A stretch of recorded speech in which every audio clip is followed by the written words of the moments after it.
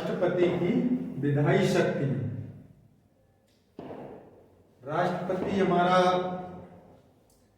जो होता है कार्यकारी प्रमुख होता है, जो उसको बहुत सारी शक्तियां हमारे संविधान में दी गई। विधायी शक्तियां, उसकी कार्यकारी शक्तियां, उसकी न्यायिक शक्तियां बहुत सारी हैं। तो उसमें आज हम विधायी शक्तियों के बारे में देखेंगे। विधायी शक्तियां उसकी क्या होती है, यानी कानून जो हम बना रहे हैं, जो विधायिका से संबंधित उसकी जो शक्तियां हैं, विधायिका में उसका क्या क्या इंटरफेयर हो सकता है, क्या क्या उसे अधिकार है विधायिका के कार्यों में, कानून बनाने में उसको क्या अधिकार है, उस पर हम चर्चा करेंगे। तो जो हमारा राष्ट्रपति होता है वह संसद की बैठक बुला सकता है। वो संसद की बैठक उसे बुलाने का अधिकार है, उसे कुछ समय के लिए स्थगित करने का भी अधिकार है। संसद की बैठक बुला सकता है और उसे स्थगित भी कर सकता है। उसके बाद संसद का संयुक्त अधिवेशन बुला सकता है। देखिए, जब कोई विधेयक, धन विधेयक को छोड़कर और संविधान संशोधन विधेयक को छोड़कर, जो हमारा साधारण विधेयक होता है, जो साधारण विधेयक जिसे बोलते हैं, उस कंडीशन क्या होता है कि भाई दोनों सदनों से अलग अलग उसे अगर पारित कराना संभव नहीं हो पा रहा दोनों सदनों में। अब क्या होता है, जैसे जनरली जो वर्तमान सरकार होती है तो वो किस आधार पर बनती है, जिसका लोकसभा में बहुमत होता है। भाई सरकार किस आधार पर बनती है, जिसका लोकसभा में बहुमत होता है। और जरूरी नहीं उसका राज्यसभा में बहुमत हो, क्योंकि राज्यसभा में प्रतिनिधि कहाँ के बैठे, राज्य में, और राज्य में जिसकी सरकार होगी, पता लगा केंद्र में सरकार किसी की है और राज्यों में, और ज्यादा कई राज्यों में ज्यादा सरकार दूसरी पार्टी की है, तो राज्य में हो सकता है उसका बहुमत ना हो, तो राज्यसभा में वो साधारण विधेयक को पारित नहीं करा पा रही सरकार। तो वो क्या करती है कि राष्ट्रपति को ये अधिकार है कि वो दोनों सदनों का संयुक्त अधिवेशन बुला सकता है, संयुक्त सत्र। तो दोनों को मिलाकर यानी 543 और उधर हमारी जो 543 और उधर लगभग 248 के करीब बढ़ जाती, तो दोनों को मिला करके अगर दोनों का जो बहुमत, दोनों मिला करके बहुमत से पारित हो जाता है तो वो विधेयक पास मान लिया जाता है। केवल कब, साधारण विधेयक के कंडीशन में, ना ही धन विधेयक में ऐसा हो सकता है और ना ही संविधान संशोधन विधेयक में ऐसा होता। धन विधेयक में तो केवल लोकसभा ही पास कर दे, राज्यसभा करेगी नहीं करेगी पास, तब भी वो पास ही माना जाएगा। तो ये हुआ हमारा, जिसकी अध्यक्षता लोकसभा अध्यक्ष करता है। देखिए, ये बहुत ही महत्वपूर्ण प्रश्न पूछा जाता है कि राष्ट्रपति संसद का संयुक्त सत्र कौन बुलाता है, तो कौन बुलाता है, वहां पे विकल्प में क्या होगा, राष्ट्रपति। और पूछे अगर संयुक्त सत्र का अध्यक्षता कौन करता है, तो वो लोकसभा अध्यक्ष। देखिए, दोनों लोग हैं वहां, राज्यसभा के भी सदस्य हैं और लोकसभा के भी सदस्य उस अधिवेशन में होते हैं, लेकिन उसकी अध्यक्षता कौन करता है, लोकसभा अध्यक्ष, राज्यसभा का सभापति नहीं करता। उसके बाद क्या है, प्रत्येक नए चुनाव के बाद, देखिए जब प्रत्येक नया चुनाव होता है, जैसे लोकसभा का चुनाव होता है, तो जो पहला अधिवेशन होता है उसकी क्या होता है, प्रथम अधिवेशन, और प्रतिवर्ष नए वर्ष के प्रथम अधिवेशन, यानी प्रति नए चुनाव के प्रथम अधिवेशन, और नए वर्ष में पहले अधिवेशन की संबोधित कौन करता है, राष्ट्रपति करता है। अब जैसे किसी संबंध में मान लो कोई विधेयक लंबित है बहुत दिनों से, तो वो संसद को इसमें संदेश भेजने का उसे अधिकार है, संसद को संदेश भेज सकता है कि भाई ये विधेयक क्या प्रॉब्लम है, इसे पास क्यों नहीं हो पा रहा। लोकसभा अध्यक्ष एवं उपाध्यक्ष पद, मान लीजिए देखिए जैसे लोकसभा में क्या है कि अगर अध्यक्ष का पद खाली होगा तो अध्यक्ष की जिम्मेदारियां कौन निभाएगा, उपाध्यक्ष। अध्यक्ष की जिम्मेदारी कौन निभाएगा, वो जिम्मेदारी उसके पास आएगी, उपाध्यक्ष पास।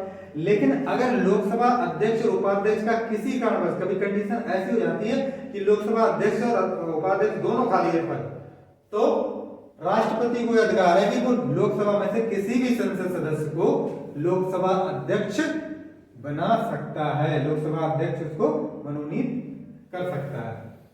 वही कंडीशन उसमें राज्यसभा में भी अगर सभापति और उपसभापति दोनों का पद अगर खाली है, रिक्त है, तो वो किसी भी राज्यसभा के सदस्य को सभापति नियुक्त कर सकता है, मतलब मनोनीत कर सकता, बना सकता है उस समय के लिए।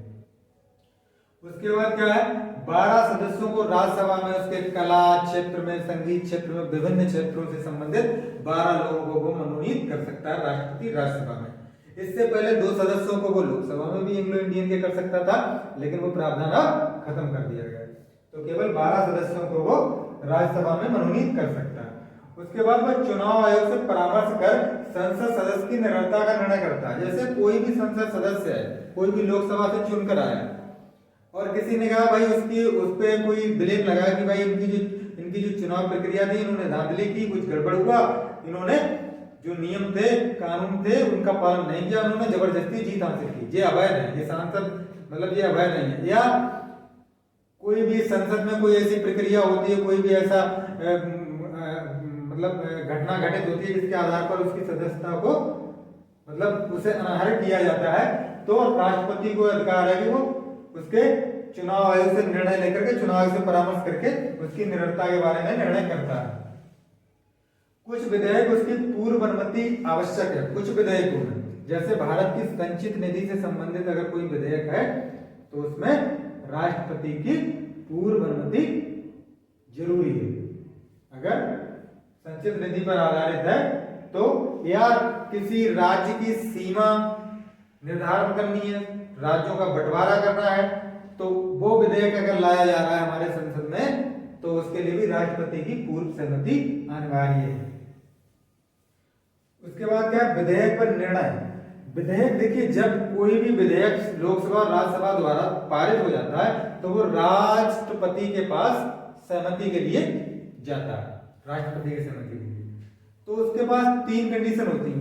पहली कंडीशन, या तो उसे वो स्वीकृत कर दे, ठीक है, विधेयक स्वीकृत कर देगा वो कानून बन जाएगा, या दूसरी कंडीशन होती है वो उसके लिए अपने पास स्वीकृति के लिए सुरक्षित रख ले, स्वीकृति के लिए सुरक्षित रख ले, और तीसरा वो पुनः संसद को वापस कर दे पुनर्विचार के लिए। लेकिन अगर वो विधेयक धन विधेयक नहीं है तो संसद अगर पुनः राष्ट्रपति को वापस करता है पारित करके, तो राष्ट्रपति बाध्य है उस पर सहमति देने के लिए, ठीक है, ये अगर धन विधेयक नहीं है तो। उसके बाद राज्य विधायिका के विधेयक। देखिए, राज्य विधायिका में जनरली क्या होता है कि हमारी विधानमंडल जो होती है कानून बनाती है और उसे राज्यपाल के पास भेजा जाता है, राज्यपाल उस पर सहमति दे देता है, वो कानून बन जाता है। लेकिन हमारे संविधान में कुछ परिस्थितियों में, कुछ केसों में राज्यपाल को यह अधिकार दिया गया कि वो विधेयक को सहमति ना देकर के वो राष्ट्रपति को उसे भेज सकता है, राष्ट्रपति की सहमति के लिए उसको भेज सकता है। तो वहां पे भी वही कंडीशन, वहां पे क्या कंडीशन है कि भाई या तो वो स्वीकृति देते राष्ट्रपति, भाई ठीक है कानून बन गया, राष्ट्रपति स्वीकृति दे देगा, राज्यपाल भी दे देगा, कानून बन जाएगा।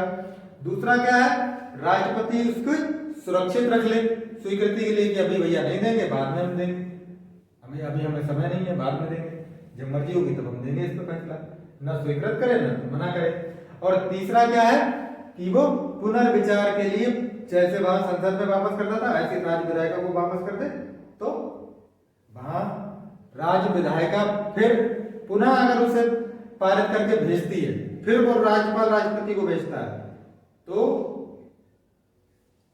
वो यहाँ पे कंडीशन थोड़ी बदल जाती है। यहाँ पे राष्ट्रपति वहां पे जब पुनर्विचार के बाद जब पारित करके भेजता था केंद्र में, संसद में, तो राष्ट्रपति बाध्य था उसको स्वीकृति देने के लिए। लेकिन ये राज्य विधायिका का जो विधेयक है वहां पे राष्ट्रपति बाध्य नहीं है उसे स्वीकृति देने के लिए। उसके बाद उसकी अध्यादेश जारी करने की शक्ति, भाई जब संसद सत्र नहीं चल रहा है तो कोई इमरजेंसी है तो वो उस विषय पर अध्यादेश जारी कर सकता है, जो अगले कुछ समय के लिए जारी रहता है। जो बैठक उसके बाद 6 सप्ताह तक, पहली बैठक जो होती है उसके बाद उसके 6 सप्ताह तक जारी रखता है। अगर अनुमोदन हो जाता है तो कानून बन जाता है, वरना वो खत्म हो जाता है। उसके बाद क्या है, controller audit general of India, UPSC जो लोक सेवा आयोग है, फाइनेंस कमीशन, वित्त आयोग, यानी हमारा जो लेखा परीक्षक है, नियंत्रक महालेखा परीक्षक, और लोक सेवा आयोग और वित्त आयोग की रिपोर्ट संसद के समक्ष रखता है कौन, राष्ट्रपति। उसके बाद क्या है, अंडमान निकोबार द्वीप समूह और लक्षद्वीप, दादर नगर हवेली, दमन व दीप में शांति और सुरक्षा को लेकर के कोई भी वहां पे वो विनिमय बना सकता है।